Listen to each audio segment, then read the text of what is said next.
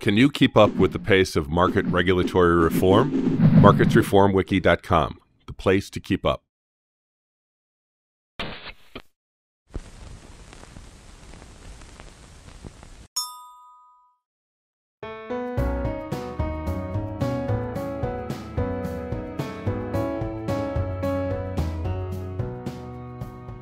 Dodd-Frank is designed to bring the futures and OTC spaces together. How's the structure of the markets fundamentally changing? People are still trying to figure that out. You've got rules that are yet to be finalized, although we're getting there here in the States. Put aside Europe, where they're just beginning the rule writing process. So that is proceeding, but people are still trying to figure out who's going to do what. They know they know that there's going to be that overlap. They know there's a potential for synergies and to build on what's existed in those firms on the future side, but also realizing that the products that are dealt with in the OTC space are typically more complex, they're longer dated often, and so that presents a separate set of challenges to bring it all together. What do the new Dodd-Frank rules mean for swap participants in this space? My sense is that the Commission tried to be responsive to a lot of the comments that the industry had made, particularly on this de minimis exception, where they went from a very low, incredibly low level, to a level that is significantly higher. Probably, it certainly makes more sense. Arguably, it should be even higher than that. But let's leave it at that and move forward and see how the world changes with that rule in place. That's on the dealer side. I think on the major swap participant side, the sense is that, particularly because they're looking at uncollateralized exposure, net uncollateralized exposure, well, for most participants in the OTC market, they will, first of all, they'll be using clearing more in the future. Secondly, to the extent that they still have OTC trades that they're documenting under their ISDA contract, they will be netting out their exposures. Pretty much across the board these days, collateral is used, except for supranationals and sovereigns and things like that. So if you're talking about uncollateralized net exposure, there are probably not going to be that many major swap participants, I would not think. What's ISDA doing in conjunction with regulators or just your member firms to comply with new regulations in the U.S. and in Europe? We're kind of at an inflection point in a way. We've been so focused on rule writing, rule commenting, and there's still more to be done here in the States. And then, of course, as I mentioned before, Europe will be starting their process very soon. We've been providing input to that. So we're at a point where we need to shift towards that implementation phase.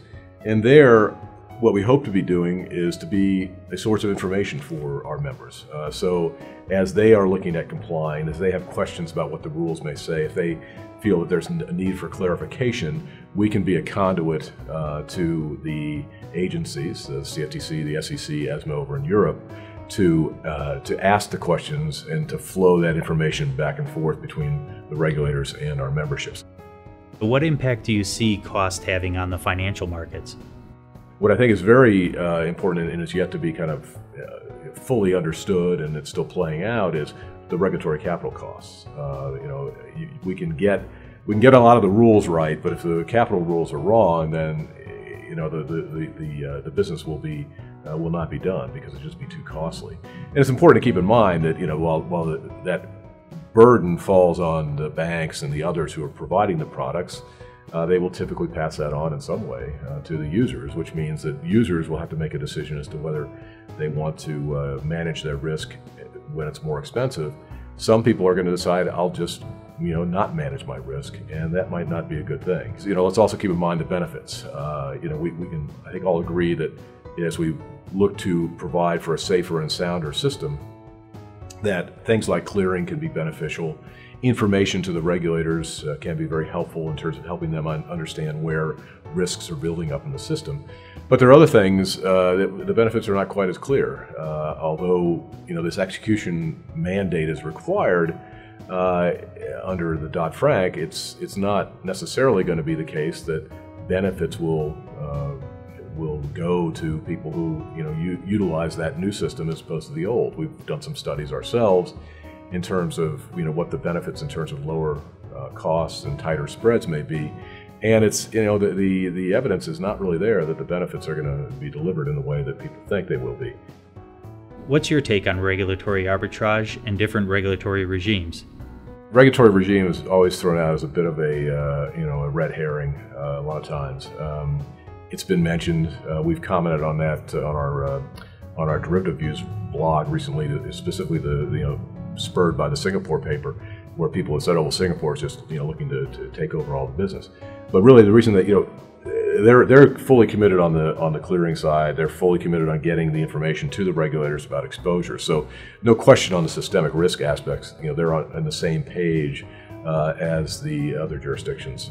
They're part of the G20. Singapore's not actually part of the G20, but they've agreed for that to effectively follow what the G20 is doing. Important to keep in mind that the G20 requirement on electronic or exchange execution said where appropriate. And so if Singapore is looking at the execution piece, not from a standpoint of trying to lure business to them, but they're saying we have a smaller OTC market.